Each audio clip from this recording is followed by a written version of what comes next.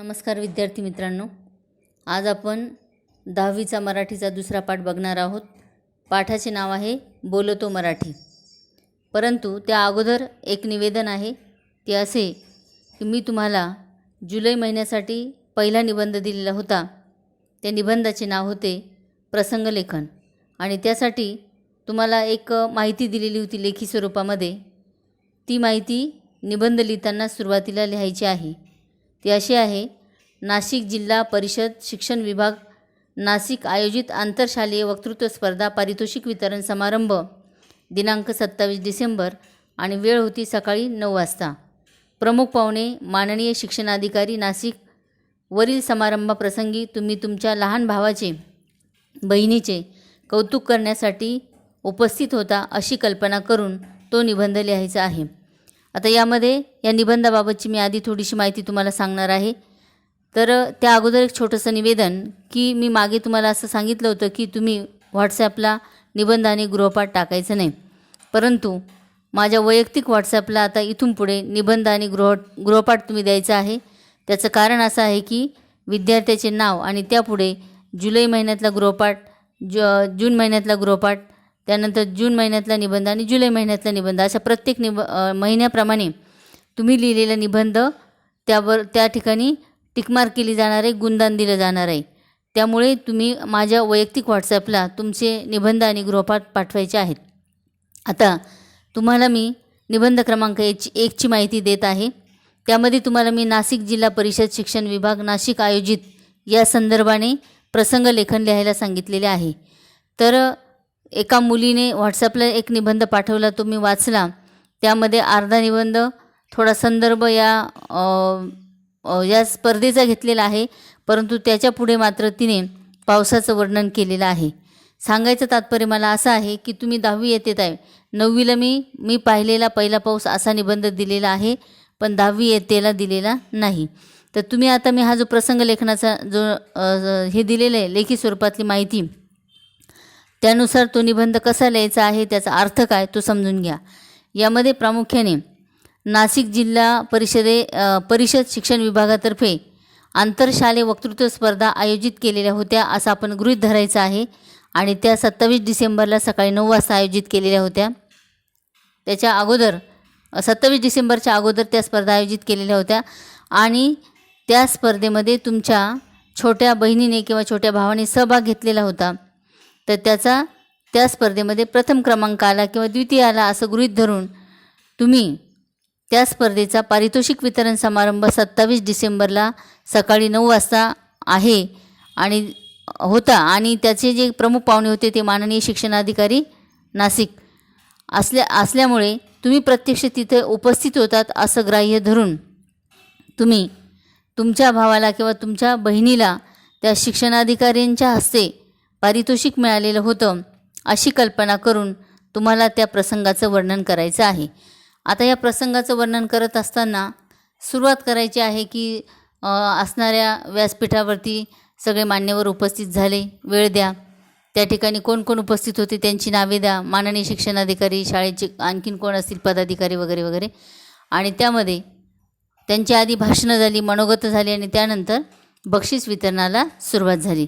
त्यामध्ये सगळ्यात प्रथमतः माझ्या बहिणीला बक्षीस मिळेल अशी अपेक्षा मला होती, कारण तिचा प्रथम क्रमांक आलेला होता, परंतु सूत्रसंचालकांनी अगोदर उत्तेजनार्थ, नंतर तृतीय, नंतर द्वितीय, नंतर प्रथम अशा प्रकारची क्रमवारी लावलेली होती आणि त्यामुळे प्रथम क्रमांकाचं पारितोषिक नंतर देण्यात आलं, परंतु त्या ठिकाणी प्रचंड प्रमाणात उत्सुकता वाढवण्यात आलेली होती। सांगायचं तात्पर्य मला असं आहे की तुम्ही हे जे वर्णन लिहिणार आहात प्रसंगलेखन, हे वर्णन किंवा हे प्रसंगलेखन मी मागे सांगितल्याप्रमाणे सचित्र भाषाशैली असली पाहिजे। म्हणजे तुम्ही लिहिलेला प्रसंग जेव्हा आम्ही वाचतो त्यावेळेस आमच्या डोळ्यासमोर हुबेहूब चित्र दिसलं पाहिजे किंवा उभं राहिलं पाहिजे, अशा प्रकारचे लेखन तुम्ही करणं आवश्यक आहे। साधारणतः हा 1.5-2 पानाचा तुम्ही निबंध लिहा। निबंध एकाच बाजूने लिहावा अशी मी सूचना दिलेली आहे आणि या निबंधाला दिनांक दिलेला आहे 30/6/2020।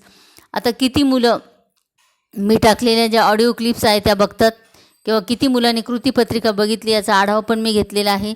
जवळजवळ 40 ते 41% मुलं मात्र यापासून वंचित राहिलेले आहे। त्याची कारणंसुद्धा तुम्ही मित्र असल्यामुळे त्या इतर मित्रांशी सलोखा साधून संबंध साधून त्याची विचारणा करा आणि तशी काही माहिती तुम्हाला मिळाल्यानंतर मला पाठवा. साधारणतः मी हा जो आढावा घेतलेला या आढाव्यानुसार 10वी बच्या वर्गामध्ये फक्त 2च मुलांकडे अँड्रॉईड मोबाईल नाही आहे. तरी पण मुलं दिलेली माहिती बघत नाही किंवा सांगितलेली कृती करत नाही. तर आपण 10वी येत आहोत, त्यामुळे जरा गांभीर्याने घ्या आणि लेखी काम तुमच्या ठिकाणी म्हणजे घरी पूर्ण करून वह्या तिथेच ठेवा, पण व्हॉट्सॲपला ती माहिती पाठवत जा. आम्ही या ठिकाणी तो निबंध, तो गृहपाठ वाचून पूर्ण आहे असा शेरा मारून त्या ठिकाणी गुणदान करणार आहोत. नंतर तुमच्या वह्या बघितल्यावर ते गुणदान केलं जाईल. हा जो पहिला निबंध आहे त्याची तारीख मी सांगितली 30/6/2020. त्यानंतर तुम्हालाच दुसरा निबंध दिलेला आहे, तो बोलतो मराठी या पाठावर. अजून मला तो पाठ शिकवायचा आहे आणि आता मी तो शिकवणार. गृहपाठ सांगितलं मी, पहिला गृहपाठ. त्याच्या अगोदर बघा, आत्मवृत्तपर जो निबंध दिला दुसरा, त्या आत्मवृत्तपर निबंधाचा विषय दिलेला आहे, मी मराठी माध्यमाची शाळा बोलते. आता हा जो तुम्हाला निबंध लिहायचा आहे, या निबंधासाठी तारीख दिलेली आहे 1/7/2020. हा आत्मवृत्तपर निबंध आहे. तो कसा लिहायचा त्याची माहिती पण मी तुम्हाला सांगितलेली आहे. प्रथम पुरुषी सर्वनामातून हा निबंध लिहायचा आहे. आता प्रथम पुरुषी सर्वनाम म्हणजे काय याची माहिती मी अगोदर दिलेली आहे, त्यामुळे मी आता पुन्हा ती माहिती सांगणार नाही.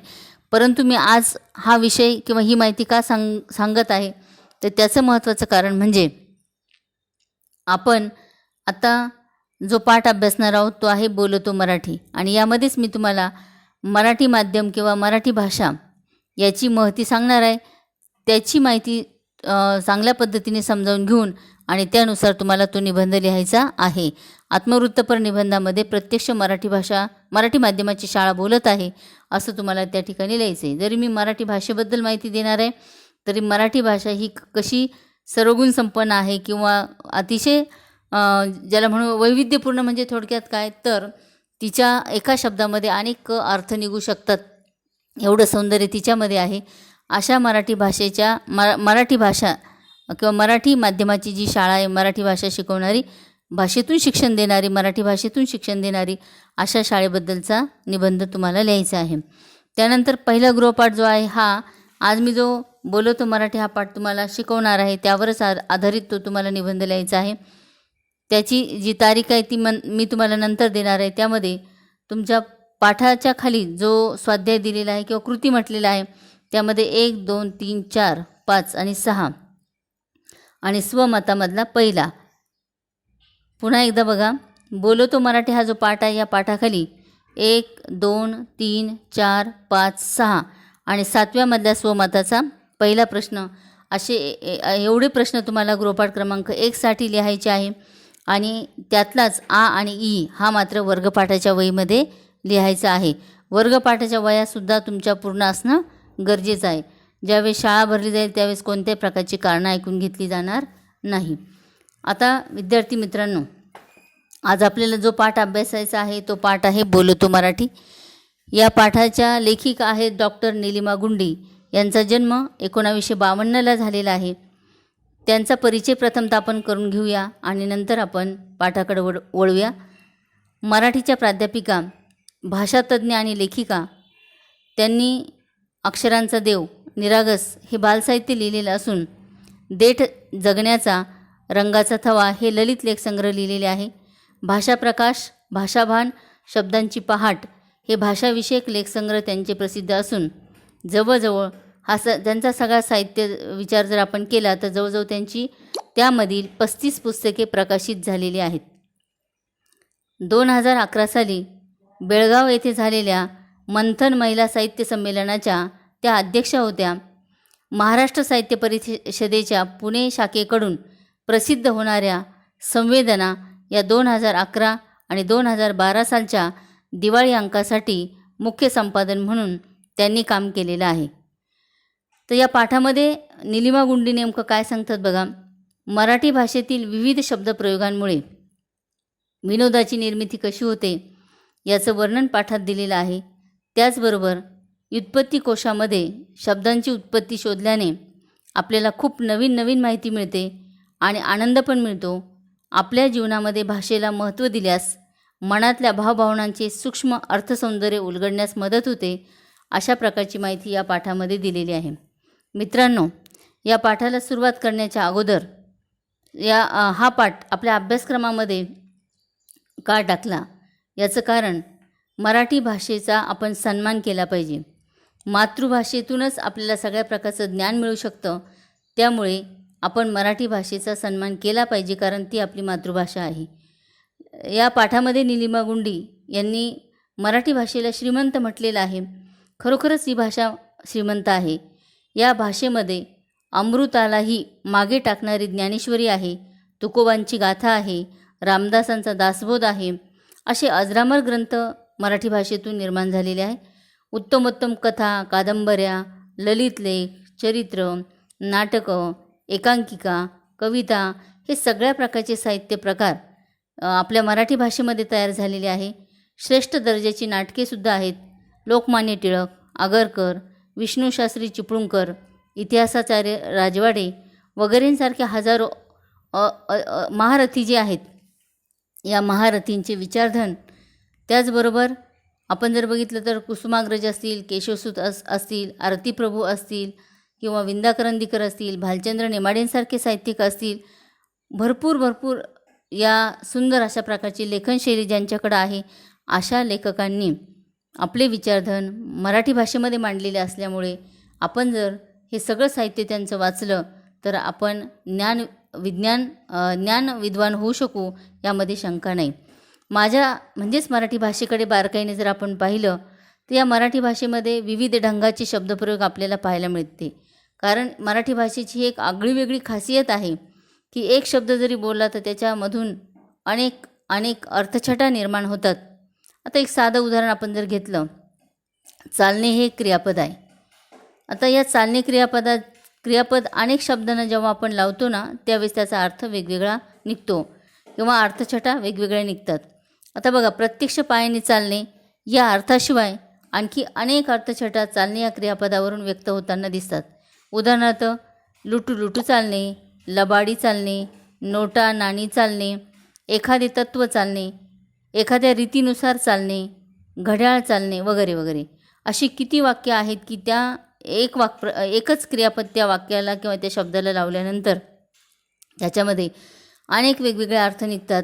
म्हणजेच वाक्प्रचार हा खऱ्या अर्थाने मराठी भाषेचा खास गोडवा आहे. या भाषेने अनेक भाषांमधील शब्द स्वतःच्या हृदयामध्ये सामावून घेतलेले आहेत. म्हणून मराठी भाषा अधिकाधिक श्रीमंत होत चाललेली आहे. आणि या भाषेबद्दल आपल्या मनामध्ये सुंदर अशा प्रकारची भावना पण निर्माण झाली पाहिजे. कारण काय, तर मातृभाषेतूनच माणूस हा एकमेकांशी जोडला जातो. आपण सर्वजण सतत एकमेकांशी काहीतरी सांगण्याचा जेव्हा प्रयत्न करतो तेव्हा आपले विचार, आपल्या कल्पना, आपल्या भावना, आपल्या जगण्याबद्दलच्या सर्व कल्पना आपण आपल्या सोबत्यांना, प्रियजनांना सांगत असतो. म्हणजे आपले मनच आपण इतरांच्या समोर प्रकट करत असतो. याचा अर्थ असा आहे, कोणती भाषा म्हणजे ती बोलणाऱ्या माणसाचे मन असते. आपले समृद्ध जीवन आपल्या भाषेमध्ये व्यक्त होते तेव्हा ती भाषा समृद्ध होते. पण हे केव्हा होईल, तर जेव्हा माझे मन मी पूर्णांशाने अगदी बारीक तपशिलांसह माझ्याच भाषेमध्ये व्यक्त होईन. अशा प्रकारे आपलं मन व्यक्त करण्याचं सामर्थ्य आपल्याच भाषेत नक्की आहे हे आपल्याला समजले पाहिजे. आपल्या भाषेचं म्हणजे मराठी भाषेचं खास वैशिष्ट्य असं आहे की अनेक शब्दप्रयोग आणि त्या शब्दप्रयोगांचे अनेक अर्थ. अनेकदा एकच शब्द अनेक अर्थछटा देऊन जातो, हे पण मी तुम्हाला सांगितलेलं आहे. अशा पद्धतीने खूप उदाहरणं आपण जर भाषेचा विचार केला, गरज नसता आपण कधी असं करतो बघा, गरज नसताना आपण काही शब्द, वेगवेगळे शब्द मुद्दाम विनाकारण वापरत असतो. तर तसे शब्द आपण वापरायला नको आहे. तर ते का वापरायचे नाही, तर आपल्या मातृभाषेमध्ये एवढा शब्दसाठा आहे. ठीक आहे, असे काही शब्द आहेत की ते शब्द आपल्याला इंग्रजी किंवा पारिभाषिक जे आहेत ते वापरल्याशिवाय पर्यायच नाही. तो एखादा शब्द तुम्ही वापरू शकतात. परंतु ज्या शब्दाला पर्याय मराठी भाषेला म्हणजे मराठी शब्द आपल्याकडं उपलब्ध आहे तरी आपण त्या ठिकाणी इंग्रजी शब्दाचा विनाकारण वापर करत असू तर ते योग्य नाही. म्हणजेच काय, तर मी मागा तुम्हाला सांगितल्याप्रमाणे तुम्हाला मी मातृभाषेचं किंवा मी मराठी माध्यमाची भाषा बोलते किंवा शाळा बोलते असा एक निबंध दिला. मी मराठी माध्यमाची शाळा बोलते असा एक निबंध दिला. आता मराठी माध्यमाच्या शाळेची आज काय स्थिती झालेली आहे तुम्हाला माहिती आहे. त्यामुळे निदान तुम्ही सुरुवातीला आता मी जी वर्णन सांगितलं त्या वर्णनातून आणि आता पाठ शिकवायचा आहे त्या वर्णनामधून तुम्हाला सहजगत्या छानसा निबंध लिहिता येऊ शकतो. नमस्कार मित्रांनो, आज पालकांचा बदललेला दृष्टिकोन बघा. तो बदललेला दृष्टिकोन पाहिल्यानंतर मला फार फार दुःख होतं. कारण काय तर माझ्याकडे पालक आता अतिशय निरुत्साही दृष्टीने बघत आहे. त्यांच्या पाल्यांचा प्रवेशसुद्धा माझ्यामध्ये किंवा माझ्याकडे येत नाही किंवा घेत नाही, याची खंत मला लागून राहिलेली आहे. प्रत्येक पालकांचा इंग्रजी माध्यमाच्या शाळेकडे पाहण्याचा दृष्टिकोन चांगला निर्माण झालेला आहे.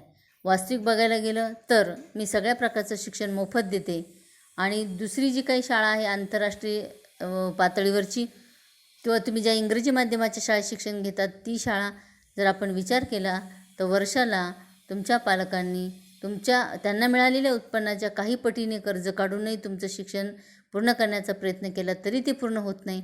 तरी पालक त्याचकडे का आकर्षित होतात हा मला पडलेला फार मोठा प्रश्न आहे.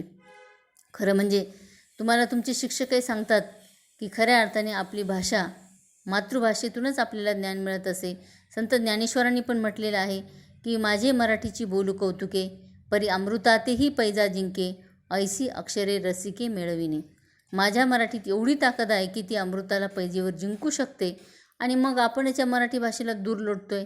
तुम्ही बघा, इतर भाषांचा विचार करा. एक शब्द आहे त्याला पर्यायी शब्दसुद्धा शोधून सापडू शकत नाही. पण आपण मात्र एक शब्द जो मराठी भाषेतला असेल त्याला पर्यायी खूप काही शब्द मिळू शकतात. अनेक शब्द आहे आणि तेही शब्द वेगवेगळ्या ठिकाणी वेगवेगळे वापरले तर त्याचाही अर्थ आणखीन वेगळा निघतो. म्हणजेच थोडक्यात काय, जिच्यामध्ये खूप सामर्थ्य आहे, जी खऱ्या अर्थाने अंतर्मनापर्यंत पोचू शकते अशी मराठी भाषा आणि ते शिकवणारी मी, तरी तुम्ही माझ्यामध्ये प्रवेश घेत नाही किंवा माझ्याकडे येत नाही, शिकत नाही. आणि मला दुःख असं आहे की समजा एखादी आई असते, त्या आईला जे मुलांनी घ्यायला पाहिजे ते घेतलं नाही तर तिला जसं दुःख होतं तसं दुःख मला होतं. मग मित्रांनो, आता मी ही थोडक्यात सुरुवात सांगितली तुम्हाला निबंधाची. आणखीन तुम्ही तुमच्या मनाने तुमच्या काही कल्पकता असतील त्या निबंधामध्ये मांडू शकतात. तर आता आपण पाठाकडे वळणार आहोत. मी आत्ता सांगितलेले पाठाचं नाव आहे बोलतो मराठी. म्हणजे मी मराठी माणूस बोलत आहे किंवा मी मराठी भाषा बोलत आहे. आता ही भाषा बोलत आहे म्हणजे नेमकं काय, तर निलिमा गुंडींना हेच सांगायचं आहे की मराठी भाषेमध्ये एवढं शब्दसौंदर्य आहे, एवढं अर्थसौंदर्य आहे की त्याची आपण तुलना इतर भाषांशी करू शकत नाही. इतका ज्ञानाचा साठा तिच्यामध्ये दडलेला आहे. आता त्यांनी वेगवेगळ्या प्रकारची उदाहरणं दिलेले. खऱ्या अर्थाने हा पाठ जर समजून घ्यायचा असेल तर आपल्याला 5-6 मुख्य मुद्दे जे आहेत त्या मुख्य मुद्द्यांमधून हा पाठ समजावून घेता येऊ शकतो. आता एक महत्त्वाची बाब, थोडंसं 2 ओळींचं निवेदन, ते असं की तुमच्याकडे पाठ्यपुस्तक आहे त्यामुळे मी आता हा पाठ वाचून दाखवणार नाही. ज्यावेळेस तुम्ही ही ऑडिओ क्लिप ऐकणार त्यावेळेस तुमच्यासमोर हे पुस्तक ठेवा, म्हणजे सहजगत्या तुम्हाला मी सांगितलेला त्या भाषेचा अर्थ समजत जाईल किंवा कळत जाईल. आता यामध्ये सुरुवातीला पहिलं असं विधान केलेलं आहे की परवा वर्तमानपत्रात एक विनोद आला होता. आता काय विनोद आलेला आहे आपण सुरुवातीलाच बघितलं की एक वाक्य बोललं किंवा विविध शब्दप्रयोग केल्यामुळे मराठी भाषेतील विविध शब्दप्रयोगांमुळे विनोदाची निर्मिती होती. मग इथं वाक्य असं दिलेलं आहे की परवा वर्तमानपत्रात एक विनोद आला होता. विनोद असा होता, नवऱ्याला बायको म्हणाली, तुम्हाला मी उत्तप्पा बनवू का? आता उत्तप्पा हा एक खाण्याचा पदार्थ आहे. उत्तप्पा एक खाण्याचा पदार्थ आहे. साधारणतः आपण ज्याला म्हणूया की तांदूळ आणि उडीदाची जी डाळ असते त्याच्यापासून शक्यतो आपण तो बनवतो. त्याच्यासाठी अनेक वेगवेगळ्या प्रकारचे पुन्हा उदाहरणार्थ कांदा असेल किंवा हिरवी मिरची असेल किंवा जिरे मोहरी वगैरे हे सगळे पदार्थ त्या बनवण्यासाठी लागतात. परंतु मी तुम्हाला उत्तप्पा बनवू का असा प्रश्न पत्नीने विचारल्यावरती पती म्हणजे नवरा असं म्हणतोय की नको, मी माणूसच ठीक आहे, आली मोठी जादूगार. आता बघा मित्रांनो, यामध्ये शब्दशः अर्थ मराठीमध्ये 3 प्रकारचे अर्थ आहे. एक वाच्यार्थ, एक लक्षार्थ आणि एक व्यंगार्थ. वाच्यार्थ म्हणजे नुसता सहज वाक्य वाचल्याबरोबर वरवर मिळालेला अर्थ. लक्षार्थ म्हणजे त्याच्यापेक्षा गूढ अर्थ आणि व्यंग्यार्थ म्हणजे त्याच्याही पेक्षा अधिक गूढ अर्थ. आता ही जी बायको आहे या विनोदामधली, ही व्यंग्यार्थाने बोललेली आहे, म्हणजे गूढ अर्थाने बोललेली आहे. भाषाच तशी आहे आपली, अतिशय सुंदर अशा प्रकारची. ती म्हणाली, मी तुम्हाला उत्तप्पा बनवू का? त्यावेळेस नवरा काय म्हणाला, नको, मी माणूसच ठीक आहे, आली मोठी जादूगार. म्हणजे नवऱ्याने अर्थ काय घेतला की मला तू उत्तप्पा बनवते. जसं जादूगार असतो की नाही, माकडाचा माणूस बनवतो, माणसाचं माकड बनवतो, असं काय बहुतेक पत्नीला म्हणायचं असेल.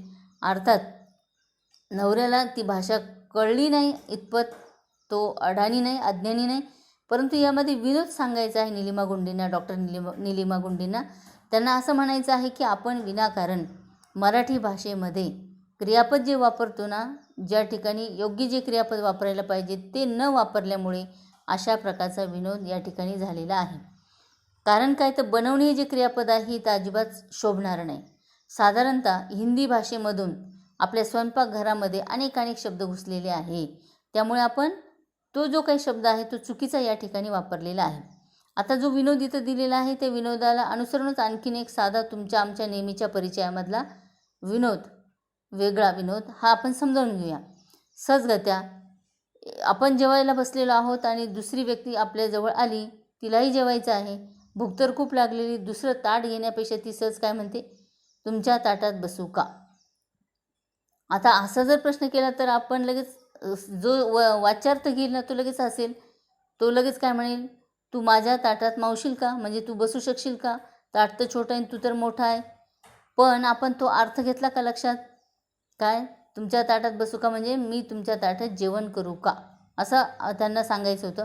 म्हणजे थोडक्यात काय तर आपण क्रियापदं अशी वेगवेगळ्या पद्धतीने बोलत असताना वापरत असल्यामुळे आपल्याला आपल्या भाषेचं सौंदर्य त्यामध्ये वाढलेलं आहे. परंतु आपण क्रियापदं जिथं शोभत नाही त्याही ठिकाणी अशी क्रियापदं वापरतो. आता इथं निलिमा गुंडेंनीच वेगवेगळ्या प्रकारची उदाहरणं दिली बघा. त्यांनी असं सांगितलेलं आहे की मराठीमध्ये पोळ्या लाटणे, भाजी फोडणीस टाकणे, कढी करणे, भात रांधणे, कुकर लावणे, अशा वेगवेगळ्या क्रियापदांसाठी वेगवेगळे शब्दप्रयोग आहे. आता मी जे वाचले ते वेगवेगळे शब्दप्रयोग कसे बघा. पोळ्या लाटतात म्हणजे इथं क्रियापद कोणतं आलं, लाटणे. भाजी फोडणीस टाकणे म्हणजे फोडणीमध्ये ती भाजी टाकलेली म्हणजे इथे टाकणे क्रियापद आहे. कढी करणे, करणे क्रियापद आलं. भात रांधणे, रांधणे क्रियापद आलं. कुकर लावणे, लावणे क्रियापद आलं. म्हणजे इथं क्रियापदांसाठी वेगवेगळे शब्दप्रयोग आहेत. पण तुम्ही आम्ही आज जर खरोखर विचार केला तर हल्ली हे सगळे पदार्थ आपण बनवतो. म्हणजे काय माहिती का, आपण बोलताना काय म्हणतो बघा, मी पोळ्या बनवल्या, भाजी बनवली, कढी बनवली, भात बनवला, असं आपण बोलतो. म्हणजेच काय, बनवणे हे क्रियापद आज आपण चुकीच्या पद्धतीने वापरत आहोत. त्यामुळे आपल्या मराठीमध्ये जरी विनोद निर्माण झालेला असला तरी एक वेगळी खंत पण आपण लक्षात घ्यायची आहे. ती म्हणजे की आपण ते चुकीचे शब्द वापरायला नको. खऱ्या अर्थाने बनवणे या शब्दाचा अर्थ काय आहे, फसवणे. फसवणे हा अर्थ खरा रूढ आहे. त्यामुळे माणसाचं माकड आणि पुन्हा माकडाचा माणूस बनवणारा जादूगार विनोद करणाऱ्या नवऱ्याला आठवलं नाही तर आश्चर्य काय. म्हणजेच काय, मघा जो विनोद मी तुम्हाला सांगितलेला आहे की नको, मी माणूसच ठीक आहे, आली मोठी जादूगार. म्हणजे काय, तू मला उत्तप्पा बनवते का, तर बनवू नको. अर्थात तो विनोद नवऱ्याला कळालेला आहे. पण त्यांना असं म्हणायचं आहे की खरोखरच बनवणे म्हणजे आपण क्रियापद कोणतेही वापरतो. त्यामुळे मराठी भाषेमध्ये अशा प्रकारचे वेगवेगळे अर्थ रूढ होतात. आता त्यानंतर मारणे जे क्रियापद सांगितलेले बघा, मराठी ढंगाचे जे शब्दप्रयोग आहे हे खऱ्या अर्थाने आपल्या भाषेची श्रीमंती वाढवणारे. आता इथे एक खंत व्यक्त जरी केलेली असली तरी पण त्यांना असं सांगायचं आहे की आपण तरीही मराठी भाषेचा अर्थ समजूनच घेतो. त्यांनी जरी सांगितलं, आता उदाहरणार्थ बघा, सांगलीला येशील का. सांगलीला येशील का म्हणजे काय, सांगली गावाला येशील का, सांग लीला तू येशील का, अशा अनेक अर्थ आहे. पण आपण काय करतो, प्रसंगानुरूप तो अर्थ समजून घेतो. म्हणजे माझ्या मराठी भाषेचे सामर्थ्य किती मोठं आहे बघा. किंवा बघा, एकदा वसंतराव म्हणाले त्यांच्या मित्राला की तुम्हाला सुपारी लागते का. मित्र म्हणाला हो. मग ते म्हणतात लागते तर का खातात. मग लागणे या शब्दाचा अर्थ काय आहे, आपण म्हणतो उलट्या होणं, त्रास होणं. तरी पण आपण सहजगत्या म्हणतो की तुम्हाला सुपारी लागते का, या वाक्याचा अर्थ आपण समजून घेतला. म्हणजे इथे मला असं सांगायचं आहे किंवा लेखिकेच्या मतानुसार मला तुम्हाला असं समजावून द्यायचं आहे की आपल्या भाषेमध्ये प्रचंड प्रभुत्व आहे, प्रचंड सामर्थ्य आहे. एका शब्दाचे अनेक अर्थ निघू शकतात आणि ते अर्थसुद्धा आपल्याला सहज कळू शकतात. अशा प्रकारचं गूढ किंवा भाषेमध्ये वाच्यार्थ, व्यंग्यार्थ, लक्षार्थ आणि व्यंग्यार्थ असे टप्पे गाजवणारी भाषा जर कोणती असेल तर ती आपली मराठी भाषा आहे. बघा आता याने असं सांगितलेलं की मारणे एक क्रियापद घेतलेले लेखिकेने. मारणे हे क्रियापद घेतलं. मारणे या शब्दाचा अर्थ तुम्हाला चांगला माहीत आहे, पण हेच क्रियापद जेव्हा आपण वेगवेगळ्या ठिकाणी वापरतो त्यावेळेस आपण सहज अर्थ समजून घेऊ शकतो. आता उदाहरणार्थ बघा किती वेगवेगळ्या प्रकारे मारणे हे क्रियापद वापरलेलं आहे. त्यामध्ये गप्पा मारणे अर्थ काय घेतला, खूप गप्पा करणे. उड्या मारणे माहीतच आहे तुम्हाला. थापा मारणे म्हणजे काय, खोटे बोलणे. थापा मारणे म्हणजे खोटे बोलणे. टिचकी मारणे म्हणजे दोन बोटाने असं जोराने एखादी वस्तू उडवताना जेव्हा आपण तो बोटांवरती दाब देतो त्याला टिचकी मारणे म्हणतात. शिट्टी मारणे म्हणजे इशारा करणे. पाकीट मारणे म्हणजे चोरी करणे किंवा जेवणावर ताव मारणे म्हणजे भरपेट खाणे. हातपाय मारणे म्हणजे पोहताना आपण हातपाय मारतो की नाही, मग तेव्हा पुढे आपण जातो, म्हणजेच थोडक्यात पोहणे. माशा मारणे म्हणजे काहीच न करणे, म्हणजे सहजगत्या असे काही लोक बसलेले असतात की काहीच काम करत नाही. मग सहज आपण म्हणतो हा काय करतो आहे, त्याची आई असेल, आजी असेल, सहज काय म्हणते तो काहीच करत नसल्यामुळे काय करतो तो, फक्त माशा मारत बसला. याचा अर्थ काय, काहीच न करणे. आता बघा मी तुम्हाला मारणे हा जो शब्द सांगितला हा किती ठिकाणी किती वेगवेगळ्या पद्धतीने वापरला गेलेला आहे. पण तुम्ही खरं फक्त मारणे शब्दाचा जर विचार केला, मारणे म्हणजे मार देणे असाच अर्थ आहे. पण मी आता जेवढे वाक्प्रचार सांगितले या सगळ्या वाक्प्रचारांमध्ये मारणे शब्दाचा अर्थ हा वेगळा आला. मार देणे असा अर्थ कोठेही आलेला नाही. हीच तर माझ्या मराठी भाषेची गंमत आहे. हाच तर माझ्या मराठी भाषेचा आनंद आहे. हेच तर माझ्या मराठी भाषेचं शब्द सामर्थ्य आहे. हे आपण लक्षात घेत नाही.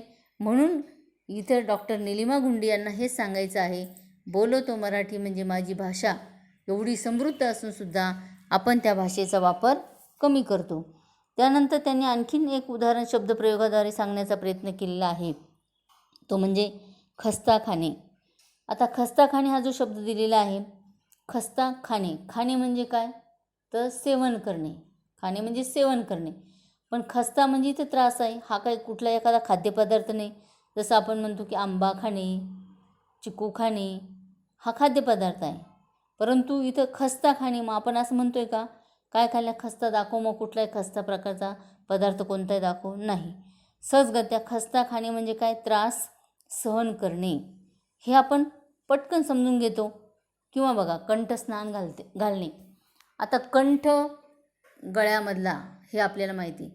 मग स्नान म्हणजे आंघोळ, स्नान करणे म्हणजे आंघोळ. मग असं एका कंठापासून खाली आंघोळ करणे नाही. पण आपण मराठी माणूस मराठी भाषेमुळे इतका समृद्ध झालेला आहे की तो त्याचा सहज अर्थ समजून घेऊ शकतो. उदाहरणार्थ कसं बघा, कंठस्नान घालणे हा वाक्प्रचार युद्धभूमीवरती जे जवान कामास आलेले आहे किंवा ज्या जवानांनी प्रतिपक्षावरती हल्ला केला आणि त्याच्यामध्ये त्यांचे सैनिक जे ठार झाले त्यांना कंठस्नान घालण्यास, त्यांना मारून टाकणे याचा अर्थ, अशा अर्थाने तो शब्दप्रयोग दिलेला आहे कंठस्नान घालण्याचा. म्हणून आपण युद्धाविषयीच्या ज्या बातम्या ऐकतो ना, त्या बातम्यांमध्ये आपल्याला त्यातून तो अर्थ कळत असतो की कंठस्नान घालणे हा शब्दप्रयोग इथंच योग्य पद्धतीने वापरला जाणार आहे किंवा जातो, किंवा आपण सहज त्याचा अर्थ लगेच समजावून घेतो. जवान नेहमी शहीद होतो. आपण कधीच असं म्हणत नाही की युद्धभूमीवरती 20 जवान ठार झाले, असं नाही म्हणत. शहीद होणे म्हणजे बघा त्या शब्दामध्ये इतकं मोठं सामर्थ्य आहे. सर्वसामान्य माणूस मरणे, त्याला मृत्यू येणं, त्याचं निधन होणं, या शब्दांचा अर्थ वेगळा आहे. परंतु इथे या युद्धभूमीवरती लढता देशाचं रक्षण करता ज्याला वीरमरण आलेलं आहे त्याच्या संदर्भाने आपण शहीद हा शब्दप्रयोग वापरतो. म्हणजे अनेक शब्द आहे, परंतु ते एकाच अर्थाचे जरी अनेक शब्द असले तरी वेगवेगळ्या ठिकाणी ते वापरले गेल्यामुळे त्याचं जे सामर्थ्य आहे ते सामर्थ्य सहजगत्या तुमच्या लक्षात येऊ शकतं. म्हणून इथे जे उदाहरण दिलेलं आहे की कंठस्नान घालणे म्हणजे आपण शब्दशः अर्थ कधीच घेत नाही की कंठापासून खाली स्नान घालणे किंवा गळ्याखालून आंघोळ घालणे असा अर्थ न घेता आपण त्याचा खरा अर्थ लगेच समजून घेतो. पण हा अर्थ कुणाला कळेल? तर जी व्यक्ती खऱ्या अर्थाने मराठी भाषिक आहे, आपल्या दैनंदिन व्यवहारामध्ये मराठी भाषेचाच अधिकाधिक वापर करेल, तिची मातृभाषा मराठी असेल, मातृभाषेतूनच तो शिक्षण घेत असेल, या व्यक्तीला खऱ्या अर्थाने तो शब्द किंवा त्याचा अर्थ कळणार आहे. त्याचबरोबर एक खांद्याला खांदा लावणे असा एक शब्दप्रयोग दिलेला आहे. खांद्याला खांदा लावणे वाच्यार्थ जर घेतला तर एक व्यक्ती दुसऱ्या व्यक्तीच्या खांद्याला खांदा लावेल. परंतु इथं खांद्याला खांदा लावणं म्हणजे सहकार्य करणे आहे. म्हणजे आपण असणाऱ्या वाक्प्रचारांचा योग्य पद्धतीने अर्थ लावून त्यानुसार वाक्यात उपयोग करतो. आता याला अनुरूपच पुन्हा आणखीन एक दुसरा वाक्प्रचार दिलेला आहे, तो म्हणजे खांदा देणे. खांद्याला खांदा लावणं म्हणजेच सांगितल्याप्रमाणे सहकार्य करणे. पण खांदा देणे म्हणजे काय? तर प्रेताला आधार देणं. आता खांदा देणे या वाक्प्रचाराचा अर्थ इथं झाला आधार देणं. आणि मगाचा खांद्याला खांदा देणं म्हणजे काय अर्थ होता? तर सहकार्य करणं. म्हणजे दोन्ही वाक्प्रचारांमध्ये खांदा हा शब्द आलेला असून सुद्धा थोडंसं क्रियापदात आपण बदल केला तर लगेच त्याचा अर्थ बदललेला आहे. इथे प्रेताला आपण ज्यावेळेस खांदा देतो म्हणजे आधार देतो, त्याला सहजगत्या फक्त म्हणतो आपण खांदा देणे. पण खांद्याला खांदा दे म्हणजेच काय? सहकार्य कर. असा फरक आपण लक्षात घ्यायला पाहिजे. म्हणजेच काय? तर एकाऐवजी दुसरे क्रियापद जेव्हा आपण वापरतो तेव्हा अर्थाचा अनर्थ होतो. पण आपण मात्र शब्दकोश वापरण्याची जर सवय लावून घेतली तर आपल्याला सहजगत्या या शब्दांचे अर्थ किंवा गूढ असलेले अर्थ सहजगत्या कळतात. आणि याच्याही पलीकडे जाऊन मी असं म्हणेन की तुम्ही जर प्राथमिक म्हणजे पहिलीपासून शिक्षण जर मराठी माध्यमाच्या शाळेतून घेतलं तर सहजगत्या असे अनेक शब्द तुमच्या कानी पडतात आणि मग तुम्हाला त्याचं ज्ञान लगेच होतं. कोणत्याही ठिकाणी कशाही प्रकारचा शब्दप्रयोग वापरला गेला तरी त्याचा नेमका अर्थ काय आहे हा आपल्याला सहजगत्या कळू शकतो. त्यामध्ये आणखीन एक उदाहरण दिलेले बघा. कधीकधी आपल्याला जर ती भाषा कळाली नाही, समजा इंग्रजी माध्यमाची एखादी व्यक्ती आहे, मुळात मराठी मातृभाषा असूनही इंग्रजी माध्यमाच्या शाळेत शिक्षण घेतलेलं आहे, तर कधीकधी अशा अवघड असे काही वाक्प्रचार असतात त्याचा अर्थ पण कळत नाही. मग समोरची व्यक्ती त्या व्यक्तीला काही बोलून गेली तर त्याचा अर्थ जर न कळल्यामुळे काही वाईटही म्हणजे दोषारोप केलेला असला तर ती व्यक्ती हसते. अशी स्थिती कधीकधी आपल्यावर येऊ शकते. त्यामुळे आपल्याकडे आपल्या मातृभाषेचं ज्ञान असणं आवश्यक आहे. तर या ठिकाणी निलिमा गुंडीने छानसं उदाहरण दिले बघा. अक्कलवान म्हणजे हुशार, पण अकलेचा कांदा म्हणजे अतिशहाणा. पण जर या दोन्ही वाक्प्रचाराचा अर्थ आपल्याला जर माहिती नसेल, आपल्याला अक्कल म्हणजे फारच हुशार असा जर शब्दच तेवढाच माहिती असेल आणि सहज एखाद्याने तुम्हाला म्हटलं की तू अकलेचा कांदा आहे आणि तुम्ही जर म्हटले वा वा छान छान आभारी बरं का असं म्हटलं तर काय होईल? तो समोरचा हसेल. कारण तुम्हाला अकलेचा कांदा या वाक्प्रचाराचा अर्थच माहिती नाही, तो आहे अतिशहाणा. पण अक्कलवान म्हणजे हुशार आहे. या दोन्ही शब्दांमधला फरक आपल्याला समजणं गरजेचं आहे. म्हणजेच काय? तर आपल्याला जर त्या शब्दाचं ज्ञान नसेल, त्या शब्दाचा अर्थ कळालेला नसेल तर समोरचा आपलं खरं कौतुक करतोय की आपली फिरकी घेतोय हे आपल्याला कळणार नाही. तर इथे फिरकी घेणे हा सुद्धा वाक्प्रचारच आलेला आहे. फिरकी घेतो. आता फिरकी हा जो शब्दप्रयोग आहे ना, अजूनही काही भागांमध्ये दिवाळीच्या सणाला ज्या पुऱ्या करंज्या वगैरे केल्या जातात ना, त्याला गोल आकार देण्यासाठी फिरकी नावाचं एक वस्तू आहे आणि ती वापरली जाते. आता ती फिरकी घेणं म्हणजे ठेवलेली आहे ती घ्यायची आहे असा अर्थ काही घेईल. पण फिरकी घेणं म्हणजे काय? तर आपली काहीतरी वेगळी चेष्टा करतोय किंवा आपल्याला त्या ठिकाणी वेगळ्या अर्थाने सूचित करतोय असा पण भाग त्यामध्ये लक्षात यायला पाहिजे, पण तो येत नाही. क्रियापद वापरताना त्यापूर्वी मराठी भाषेचं आणखीन वैशिष्ट्य लक्षात घ्या. क्रियापद जेव्हा आपण वापरतो ना त्यावेळेस नामाला कोणता प्रत्यय लावायचा असतो हे जर माहिती नसेल, नीट माहिती नसेल तर आपण कसे वाक्य बोलतो, कसे शब्द बोलतो आणि त्यामुळे अर्थाचा अनर्थ त्या ठिकाणी होतो. तो गोंधळ होता कामा नये. उदाहरणार्थ बघा, अंगाला लावणे आणि अंगावर घेणे या दोन्ही वाक्प्रचारांमध्ये फार मोठा फरक आहे. उदाहरणार्थ कानात बोट घालणे आणि कानावर हात ठेवणे. अंगाला लावणे आणि अंगावर घेणे किंवा कानामध्ये बोट घालणे आणि कानावर हात ठेवणे अशा अनेक वाक्प्रचार आहेत की त्या वाक्प्रचारांचा अर्थ हा वेगवेगळा आहे. आता तिला हसणे म्हणजे काय? तिची चेष्टा केली. आणि तिच्याशी हसणे म्हणजे सहजपणे हसणे. तिला आणि तिच्याशी दोघांमध्ये फरक काय आला? इथं तिला ला हा विभक्तीचा प्रत्यय लागलेला आहे आणि इकडं तिच्याशी हा शब्द वापरल्यामुळे त्या दोन्ही वाक्प्रचारांचा अर्थ वेगळा झालेला आहे. म्हणजेच थोडक्यात काय, तर आपण जे शब्द बोलतो त्या शब्दांमध्ये कोणत्या शब्दाला कोणता विभक्तीचा प्रत्यय लागलेला आहे आणि त्यामधून कोणता अर्थ निघालेला आहे त्या प्रत्ययानुसार, तो पण आपण समजावून घेणं गरजेचं आहे. म्हणून आपण विभक्ती प्रत्ययसुद्धा कोणत्या शब्दाला कसा लावावा हे माहिती करून घेतली पाहिजे. आता तुम्ही बघत असाल, हल्ली ठिकठिकाणी जे सार्वजनिक कार्यक्रम होतात किंवा दूरदर्शन किंवा वेगवेगळ्या प्रकारच्या ज्या वाहिन्या आहेत, या वाहिन्यांवरती वेगवेगळ्या प्रकारचे कार्यक्रम दाखविले जातात. त्यामध्ये मराठी जे शब्द आहेत ना, हे अशा पद्धतीने लोक बोलतात, तिथंच बोलतात असं नाही.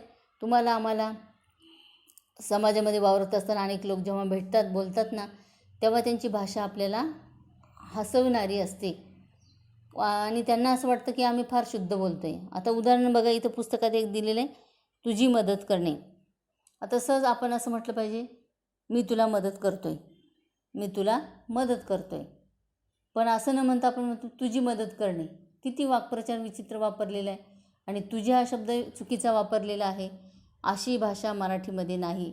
आणि आपण काय करायला लागलेले, जसं भाषेचे टप्पे बदलत गेले ना, संस्कृत, प्राकृत, अपभ्रंश वगैरे, पैशाची मागणी वगैरे, अशा पद्धतीने आपण शब्दाची रूपे बदलायला लागलेले आहे. आता इथं मी मागं सांगितल्याप्रमाणे मी तुला मदत करतो, करणार आहे वगैरे असं बोलण्याऐवजी तुझी मदत करणे, तुलाऐवजी तुझ्या हा शब्द वापरण्याची काय गरज. पण आपण विनाकारण त्या शब्दांचं रूप बदलवतो आणि त्याचा अर्थसुद्धा चुकून टाकतो. समोरचा हसतो पण आपल्याला कळत नाही, आपल्याला असं वाटतं मी फार चांगल्या भाषेत बोललेला आहे. किंवा अजून एक शब्द दिलेला आहे, धन्यवाद, त्यांचे धन्यवाद.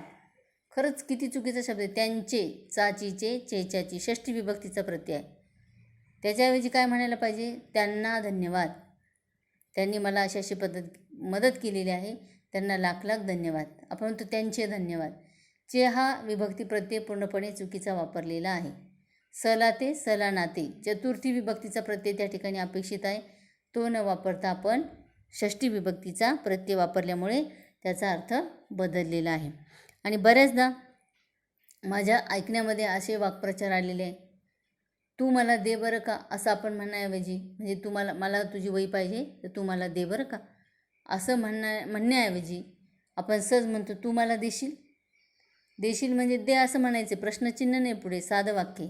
तू मला देशील म्हणजे काय, दे असं म्हणायचं आहे, पण देशील म्हणताय, प्रश्नचिन्ह नाही. म्हणजे काय केलं आपण, त्या वाक्याचं सगळं स्वरूप बदलून टाकलं. त्यामुळे त्याला असं काहीतरी वेगळे पण प्राप्त झालेलं आहे. लक्षात घ्या. सहजपणे आपली भाषा सुंदर आहे बघा. तो बाहेर गेला, बाहेर, ब बदकाचा त्याला काना, बाहेर, किती सोपा शब्द आहे. पण काही न बोलायचं असलं ना, बाहेर म्हणतात, बाहेर. भ एवढा उलट तो भ म्हणायला जास्त त्रास आहे असं माझं म्हणणं आहे. ब म्हणण्यासाठी कमी वेळ लागतो, कमी त्रास होतो. पण आपण बाहेर म्हणतो, पूर्णपणे चुकीचं आहे. असे शब्दांची रूपं आपण बदलायची नाहीत.